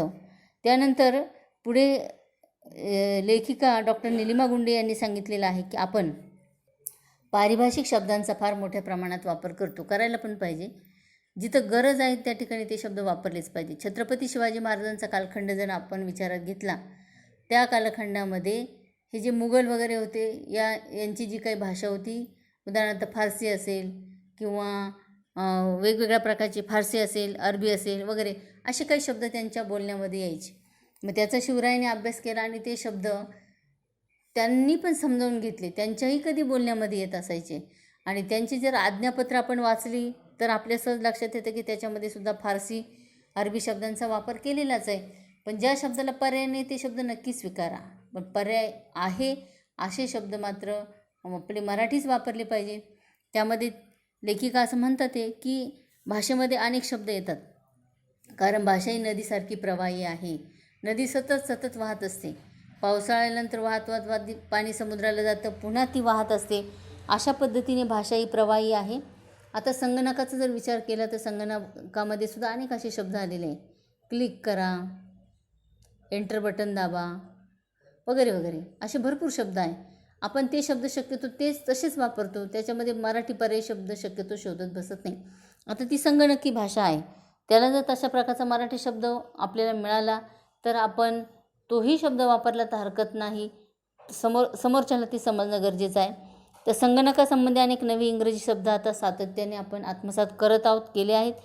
आणि मराठीमध्ये आजपर्यंत संस्कृत, प्राकृत, फारसी, अरबी, कन्नड, इंग्रजी अशा अनेक भाषांमधले शब्द आपण म्हणजे भाषांमधले शब्द आपले मांडलेले आहेत. आता ज्याला पर्यायी शब्द, उदाहरणार्थ टेबल शब्द बघा, आपण असं म्हणत नाही चारपाई. टेबल सगळ्यांना परिचयाचा झाला, त्याला प्रतिशब्द शोधण्याचा प्रयत्न आपण केलेला नाही. मग टेबलला टेबलच म्हटलं तर हरकत नाही. तसं केक, केक हा शब्द आहे, त्याला मराठी शब्द आपण शोधलाच नाही. केकला सगळेजण केकच म्हणतात, लक्षात घ्या. मग तो तसाही वापरला तर हरकत नाही, परंतु ज्या शब्दाला मराठी शब्द आहे तो मराठीच वापरा. गरज नसताना विनाकारण इंग्रजी शब्द वापरू नका. आता व्याघ्र हा शब्द आहे, व्याघ्र हा संस्कृत शब्द आहे, पण आपण आता सध्या मराठीत त्याला वाघ असं म्हणतोय. किंवा कन्नड शब्द भरपूर आहे, कानडातू विठ्ठलू, विठ्ठलू हा शब्द कन्नड आहे, बरोबर. कर्नाटकू म्हणजे उकारांत शब्द कानडी भाषेत जास्त आहे. मराठी भाषेमध्ये उकारांत शब्द थोडे कमी आहे, पण तरी पण आपण त्या शब्दाचा अर्थ घेतोय समजून, त्या शब्दाचा अर्थ आपण समजून घेतो, पण तरी पण जास्तीत जास्त आपण मराठी भाषेचा वापर केला पाहिजे. विनाकारण दुसरे शब्द ओढून ताणून त्या ठिकाणी वापरू नका. तर इथे एक वाक्य दिलेले बघा, मी स्टडी केली. आता साधं आहे ना, स्टडीला अभ्यास हा शब्द तुम्हाला माहिती मराठीमध्ये. मग म्हणा मी अभ्यास केला. कशाला ते क्रियापद विनाकारण जाणून बुजून इंग्रजी शब्द ओढून आणून आणि तुम्ही केली शब्द वापरतायत. त्यापेक्षा मी अभ्यास केला असं म्हणणे योग्य नाही वाटत का? तर त्या शब्दाचा तुम्ही तसा वापर केला पाहिजे. म्हणजे गरज नसताना वेगवेगळ्या प्रकारचे शब्द म्हणजे थोडक्यात इंग्रजी म्हणा, फारसी म्हणा, अरबी म्हणा, ते शब्द वापरू नका. नोटबुक आपल्याला वापरायची सवय, डोअर, स्टडी, चेअर, ऑफिस हे शब्द आपण मुद्दामून वापरतो, तर ते आपण टाळले पाहिजे.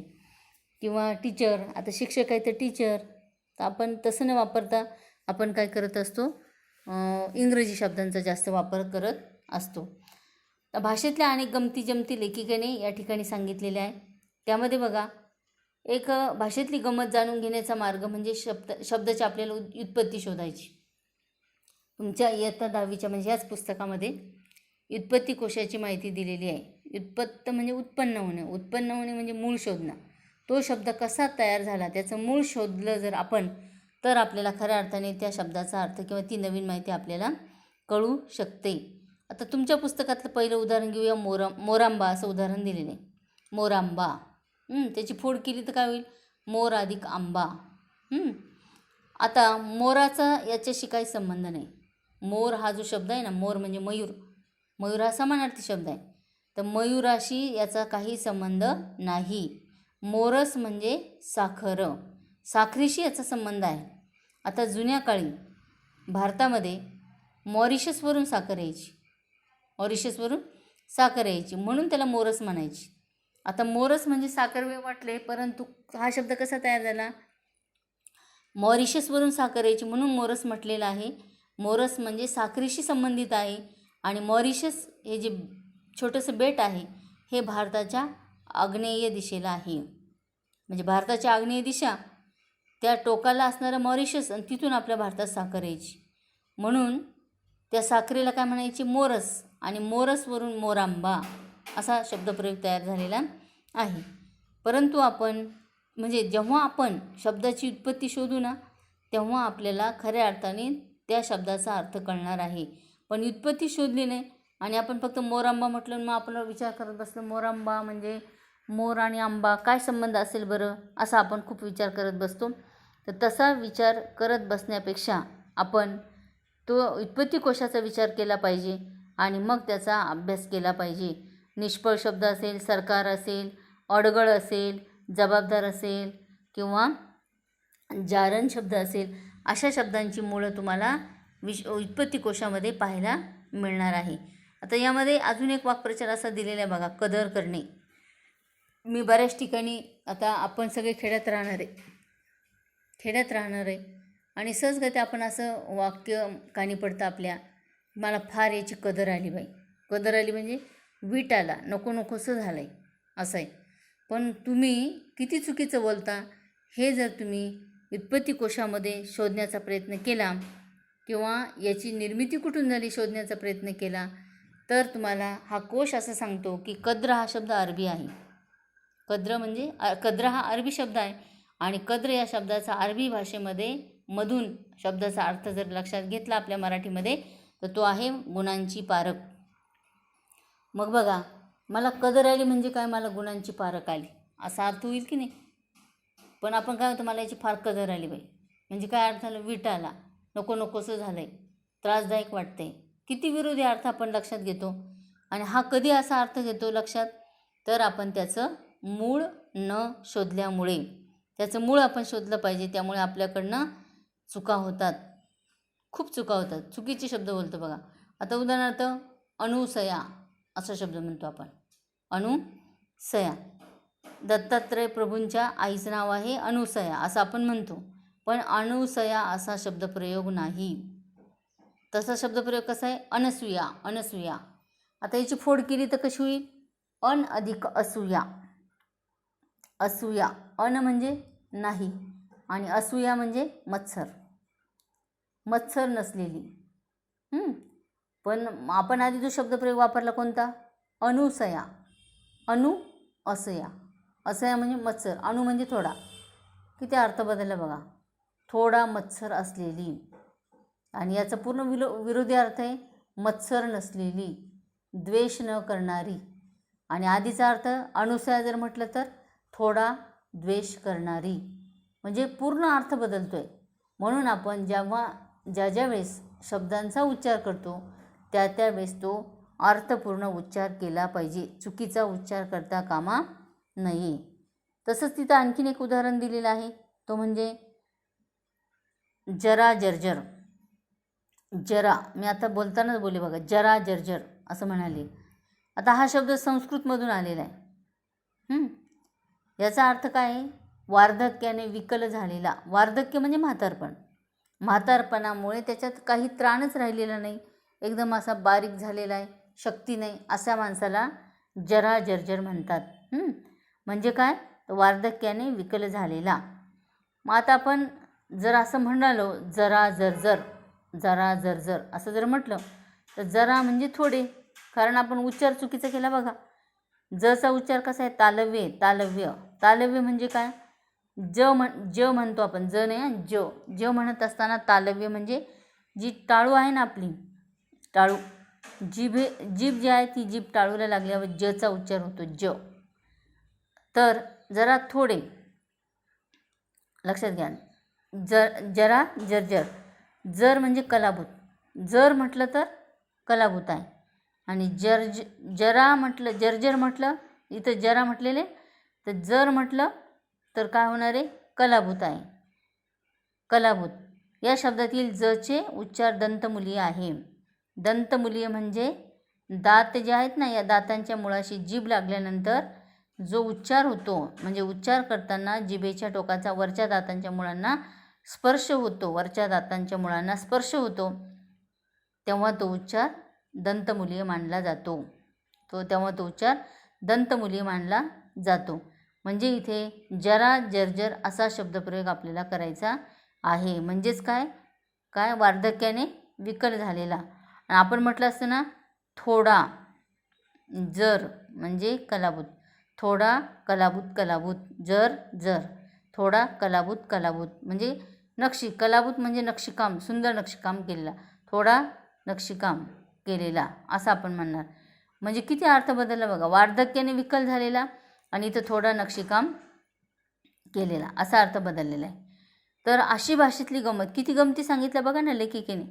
अजून आता त्यांनी असं सांगितलेलं की आपण जेव्हा शब्द बोलतो ना, शब्द एकच असतो पण आपण तोडून शब्द कधी कधी बोलायची आपल्याला सवय असते, त्याच्यामुळे शब्दांचा अर्थ बदलतो. आता इथे उदाहरण दिलेलं आहे, सूतकताई.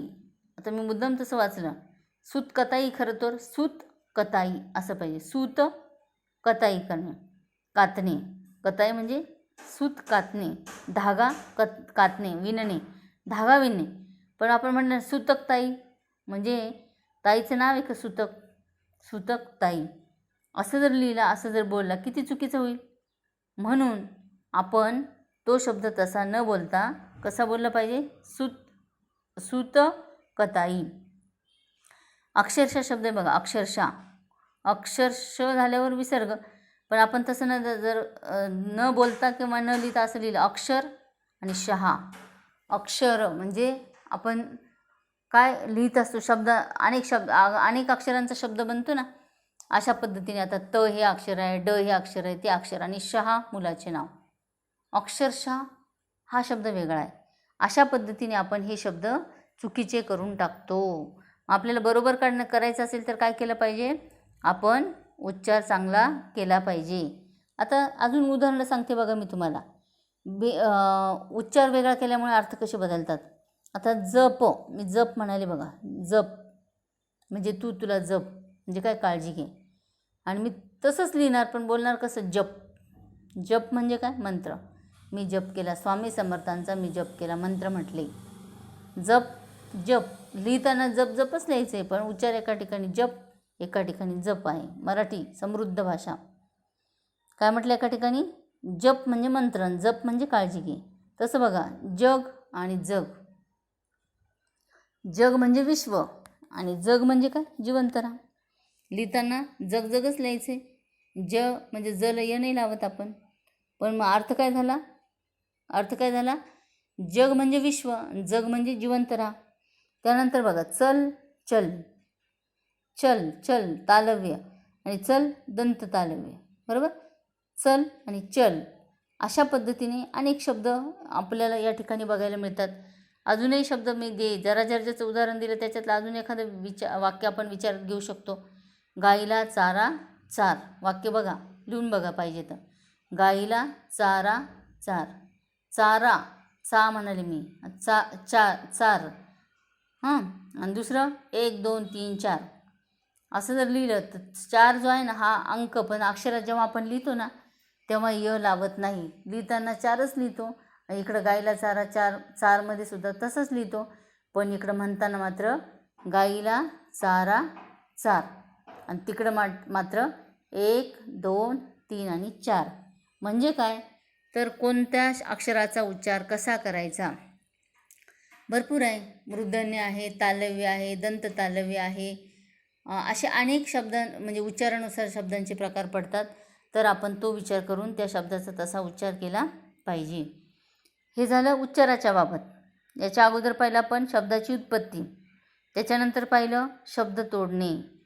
तशा पद्धतीने कधी आपण चुकीच्या शब्दाचा, चुकीच्या वाक्प्रचाराचा उच्चार करतो. आता एक म्हण छान दिलेली बघा, म्हण काय दिलेली? म्हण पुराणातील वांगी पुराणात. आणि सहज आपण तसं म्हणतो, पुराणातली वांगी पुराणात असं आपण बोलतो. पण आपल्याला असा प्रश्न पडतो की पुराणातली वांगी पुराणात म्हणजे पुराणामध्ये काय वेगळी वांगी होती का काय? ती वांगी पुराणातच राहू द्या, आता नका आणू. पण खऱ्या अर्थाने त्याचा आपण अर्थ जेव्हा शोधतो तेव्हा आपल्याला त्याचा अर्थ कळतो की तुम्ही जे काही सांगत आहात पुराणातल्या काही गोष्टी त्या तिथंच राहू द्या. आम्ही आता नवीन या जमान्यानुसार म्हणा किंवा नवीन असणाऱ्या या सगळ्या परिस्थितीनुसार आम्ही वागणार आहोत.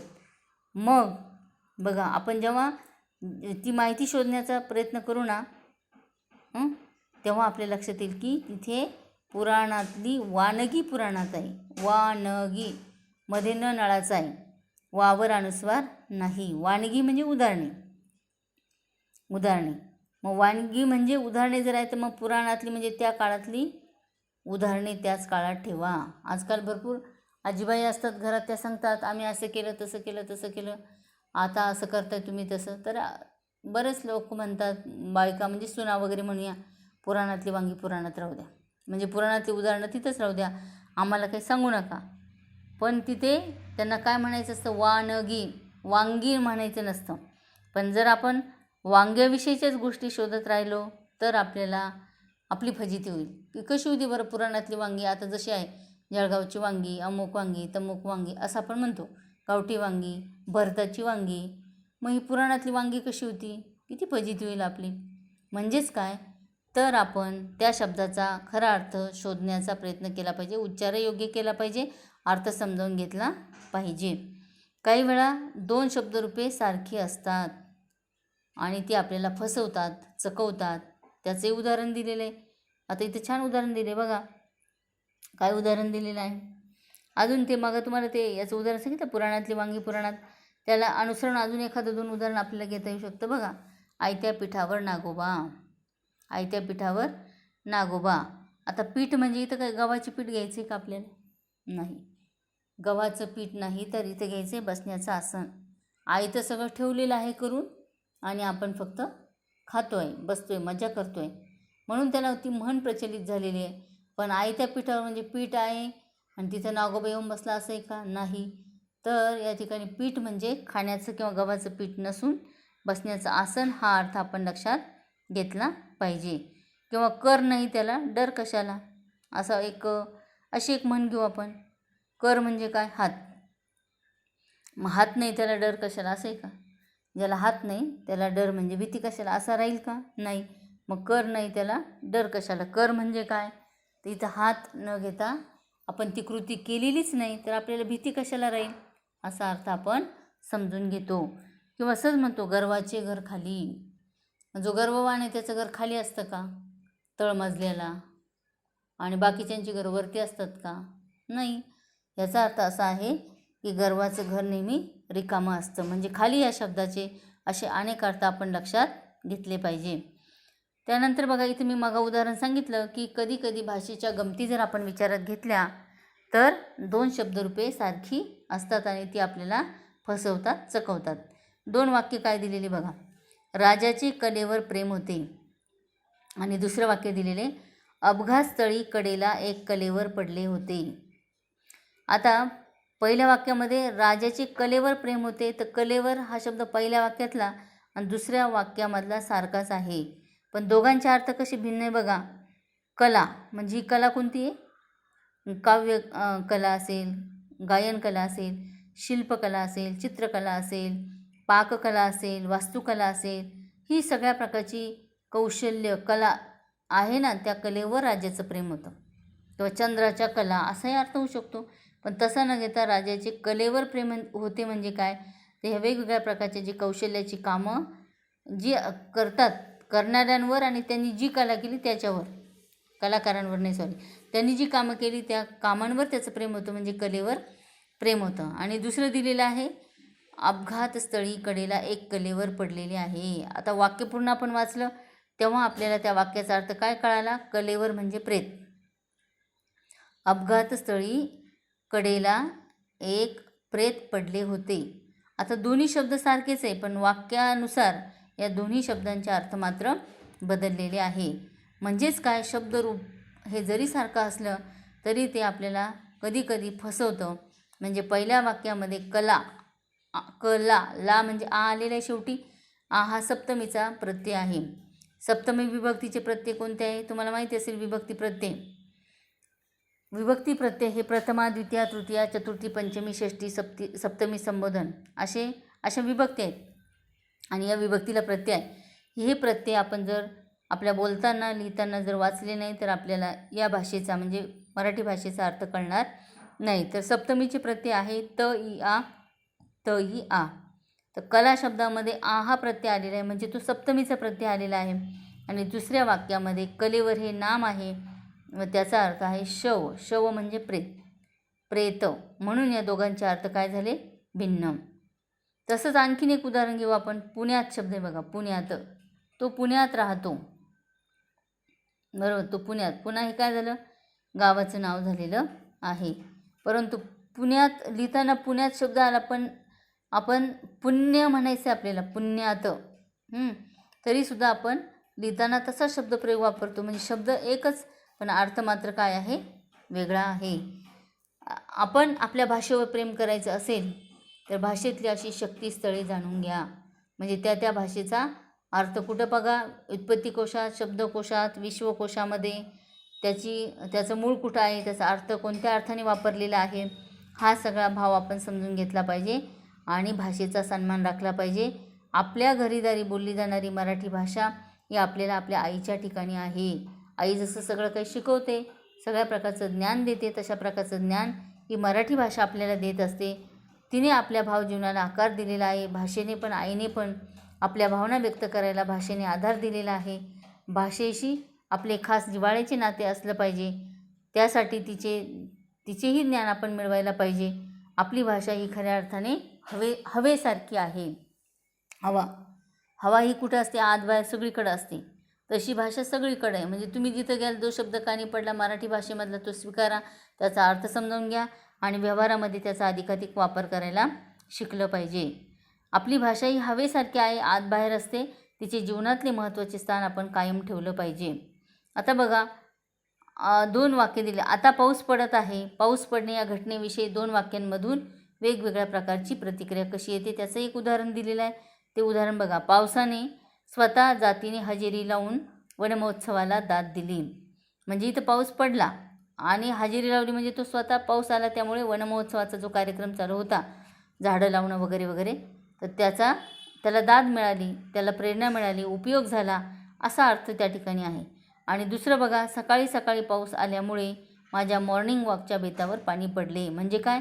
मला नियोजन रद्द करावे लागले. बेतावर पाणी पडले. आता हजेरी लावलं आणि पाणी पडले. पावसाचंही पाणीच पडलेलं आहे आणि इथंही पाणी पडलेलं आहे. पण पावसाचं पाणी पडले याचा अर्थ काय घेतलं तर पाऊस आला. इथं पाणी पडलं म्हणजे नियोजन रद्द करावं लागलं. असे अनेक अर्थ आहेत. शब्द जरी एक वाटत असला तरी त्याच्यामधून निघालेले अर्थ मात्र अनेक आहेत. अशी अनेक वाक्य आपल्याला पण तयार करता येतील. मराठी भाषेचा भाव खुलवता येईल.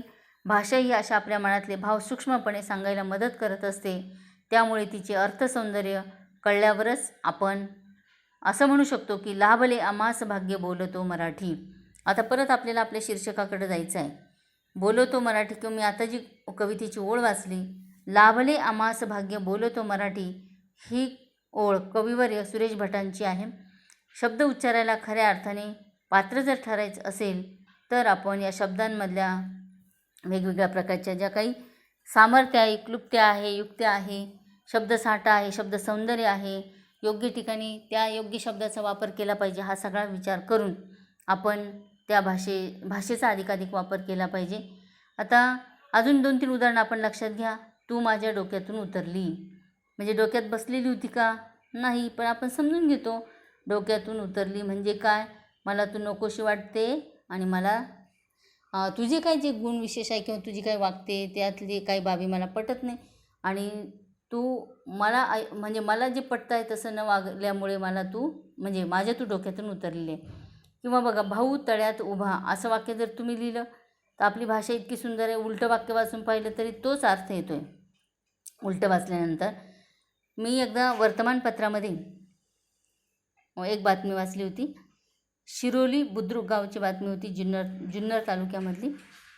तर जुन्नरच्या तिथली शिरोली बुद्रुक. तर तिथं असा संवाद होता. पती म्हणाला पत्नीला, मी आळंदीला जाऊन माळ घातली. पत्नी लगेच रडायला लागली. आता आपण काय म्हणणार, काय विशेष आहे? आळंदीला गेले, एखादे गुरु केले असतील, माळ घातली असेल, उलट चांगलं आहे, बरोबर, चांगली गोष्ट झालेली आहे. तर इथे ती पत्नी का रडली त्याचं कारण मी बातमी पूर्ण वाचल्यावर मला कळाली की ती ह्या कारणाने रडली की तिथे माळ घालणे, शिरोली बुद्रुककडं माळ घालणे या शब्दाचा अर्थ आहे दुसरे लग्न करणे. मग त्या भागामध्ये ह्या शब्दाचा अर्थ आपण जर समजावून घेतला नाही तर आपल्याला पण त्या पत्नीच्या रडण्याचं कारण कळणार नाही. आणखीन एका ठिकाणी विनोद वाचला होता. तू लावणीला येशील का, असा एकाने प्रश्न केला. तर दुसरा म्हणाला हो. गेला आणि ड्रेस बदलून आला, पेहराव बदलून आला, ड्रेस बदलून आला. तर या समोरच्याने पुन्हा प्रश्न विचारला, का रे तू पेहराव का बदलला? हा म्हणाला काही नाही, आता लावणीला जायचं आहे ना, मग ड्रेस खराब होईल म्हणून. बघा मित्रांनो, आपल्या मराठी भाषेमध्ये किती सुंदर अशा प्रकारच्या गमती जमती आहे. किती वेगवेगळ्या प्रकारचे शब्द वेगवेगळ्या पद्धतीने वापरले तर किती विनोद निर्माण होऊ शकतात. शब्द तोडून वापरला तर कसा विनोद निर्माण होऊ शकतो. श्रीकृष्ण नवरा मी नवरी, शिशुपाल नवरा मी न वरी. रुक्मिणी स्वयंवरामधलं हे वाक्य आहे. जेव्हा श्रीकृष्ण नवरा राहील त्यावेळेस मी नवरी होईन, पण शिशुपाल नवरा राहील त्यावेळेस मात्र मी त्याला न वरी म्हणजे मी त्याला वरणार नाही. तर आता मी जी शेवटची काव्यपंक्ती वाचली, लाभले आम्हास भाग्य बोलतो मराठी, ही जी सुरेश भटांची कविता आहे. आम्ही भाग्यवान आहोत की आम्ही मराठी भाषा बोलतो. त्या कवितेतल्या पुढच्या ओळी फक्त मी तुम्हाला ऐकवते आहे. लाभले आमास भाग्य बोलतो मराठी, जहालो खरेच धन्य ऐकतो मराठी.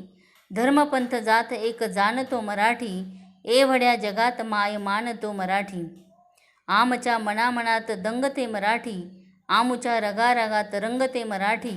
आमुच्या उराउरात स्पंदते मराठी, आमुच्या नसानसात नाचते मराठी.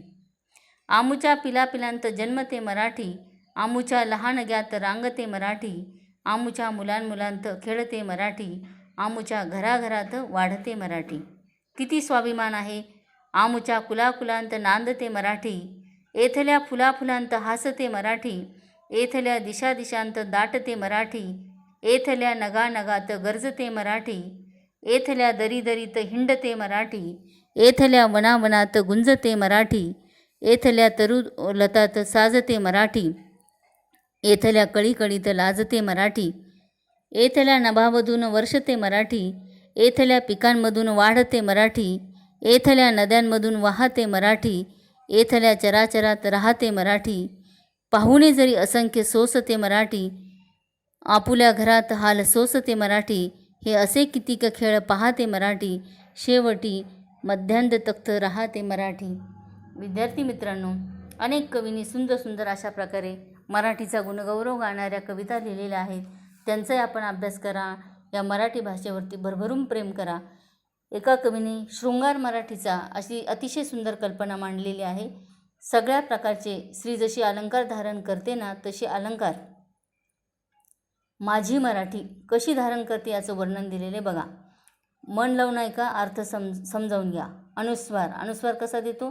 कुंकुवासारखा असतो, गोल टिंब. म्हणून बघा, अनुस्वारी शुभ कुंकुमते भाळी सौदामिनी.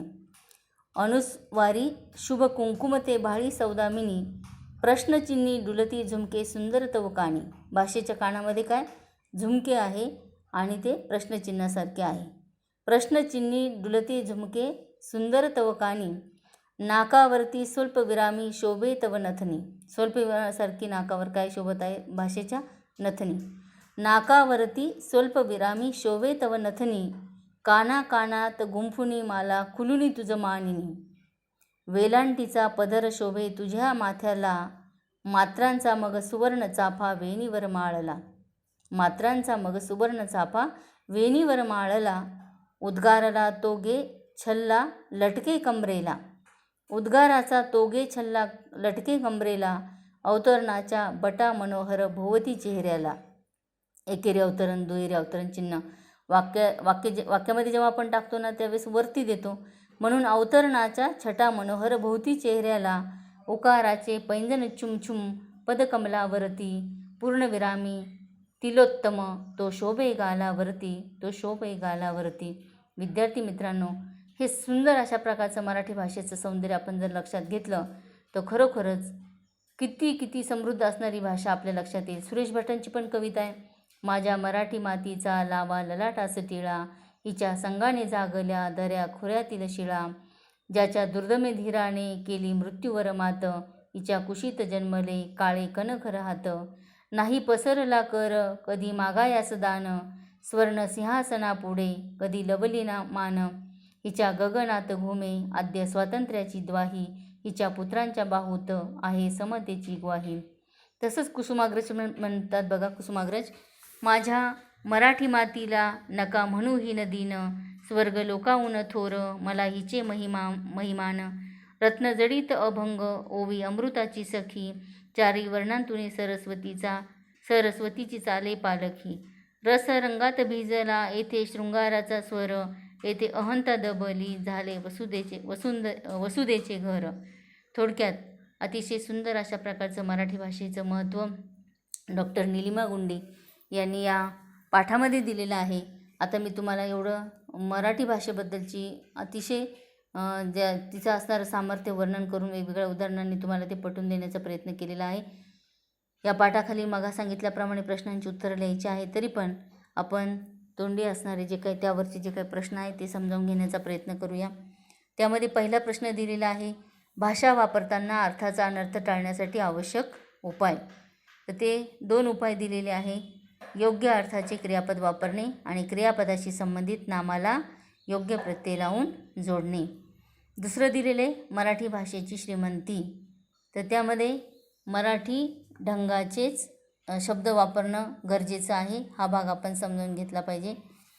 त्यानंतर पुढचा भाग दिलेला आहे. त्यामध्ये शब्दाची उत्पत्ती शोधण्याचे फायदे. तर चुका न होणे, शब्दमानामध्ये रुजून ठेवणं, शब्दाची उत्पत्ती शोधणं, शब्दाच्या जमती शोधणं, हा भाग पण या ठिकाणी आपण समजावून घेण्याचा प्रयत्न केला पाहिजे.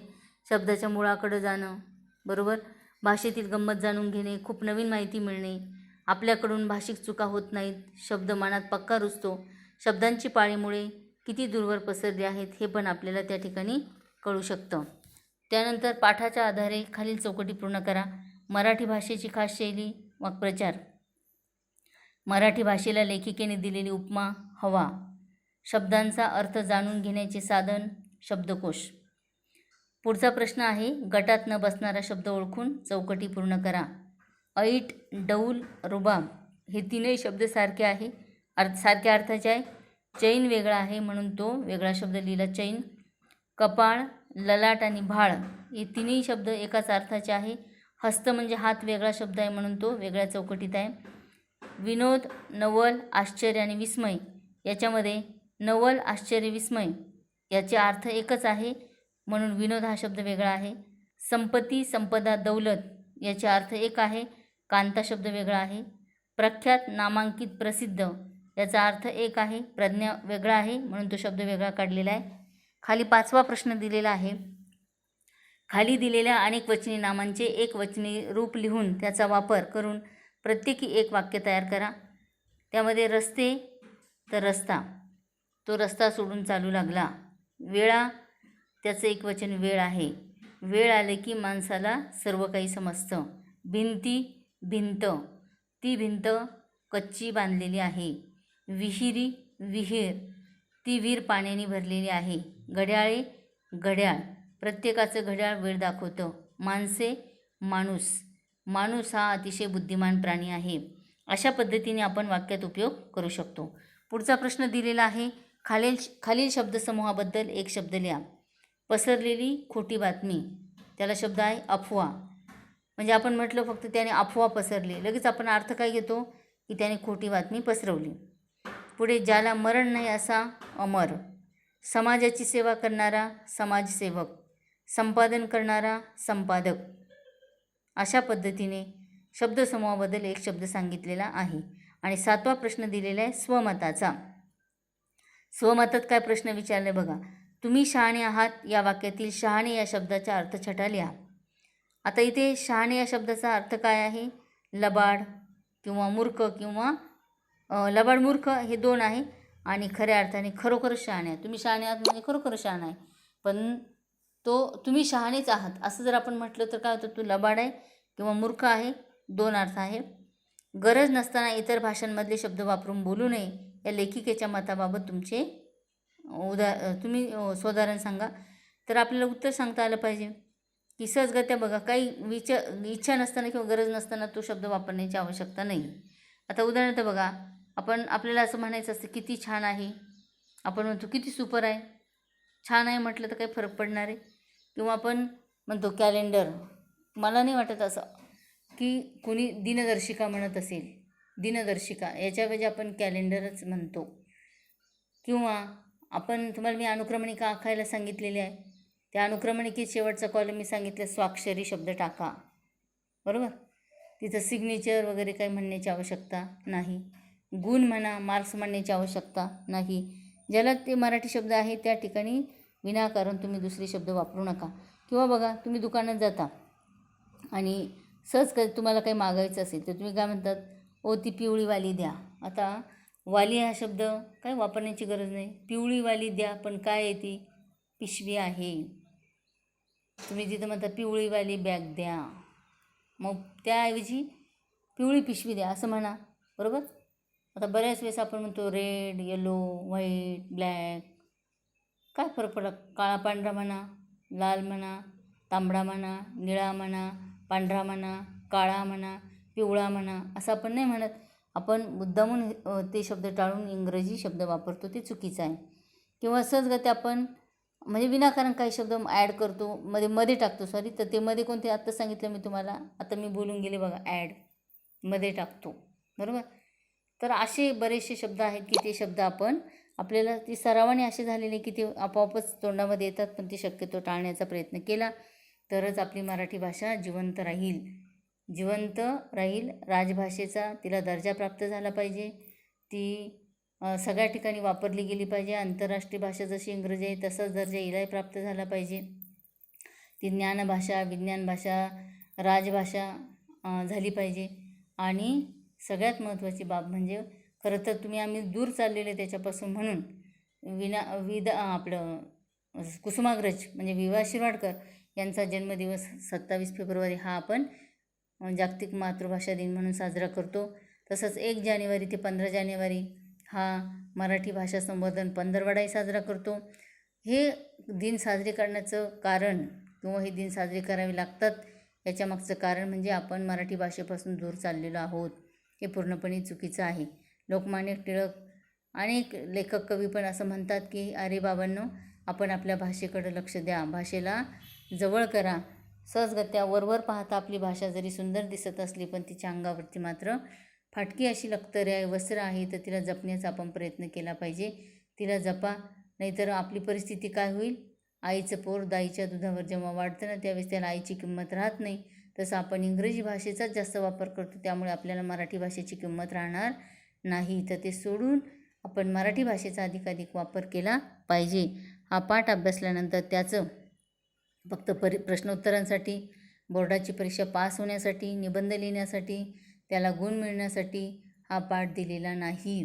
प्रत्यक्षामध्ये हा पाठ पाठ्यपुस्तक मंडळाने तुमच्या पाठ्यपुस्तकात टाकण्यामागचं कारणच हे आहे की आपण आपल्या भाषेचा सन्मान करा, आपल्या भाषेला शब्दसामर्थ्य, शब्दप्रभुत्व प्राप्त करून द्या. भाषेमध्ये अधिकाधिक शब्द वाढवा. जसे विनायक दामोदर सावरकरांनी अनेक इंग्रजी शब्दांचे मराठीमध्ये काय केलेले, रूपांतर केलेले, भाषांतर केलेलं आहे आणि ते शब्द आपण आता जास्तीत जास्त वापरायला लागलेला आहे. तसा तुमचा आमचा खरुताईसारखा थोडा का होईना वाटा या शब्दवाढीसाठी, मराठी भाषेचं सामर्थ्य वाढवण्यासाठी आपण केलं पाहिजे. हा सगळ्यात महत्त्वाचा भाग आपण लक्षात घेतला पाहिजे. भरपूर उदाहरणे, तो पूर, ते पूर, बरोबर, तो हार, ती हार, हार म्हणजे पराजय, हार म्हणजे गळ्यातला हार, अशा पद्धतीने ते नाव, ती नाव, ती नाव म्हणजे स्त्रीलिंगी, ते नाव म्हणजे आपले नाव ठेवलेलं नाम, तो पाठ, ती पाठ, पाठ म्हणजे शरीराचा भाग, तो पाठ म्हणजे धडा. असे भरपूर शब्द आहेत की एका शब्दाचे अनेक अर्थ निघतात. अशा पद्धतीने आपण भाषा ही अतिशय चांगल्या पद्धतीने आपली भाषा सुधारण्यासाठी किंवा भाषेचं सामर्थ्य वाढवण्यासाठी, तिचं सौंदर्य वाढवण्यासाठी, तिला आंतरराष्ट्रीय पातळीवरती दर्जा मिळण्यासाठी खूप काही मोठ्या प्रमाणात आपण प्रयत्न केले पाहिजे. धन्यवाद.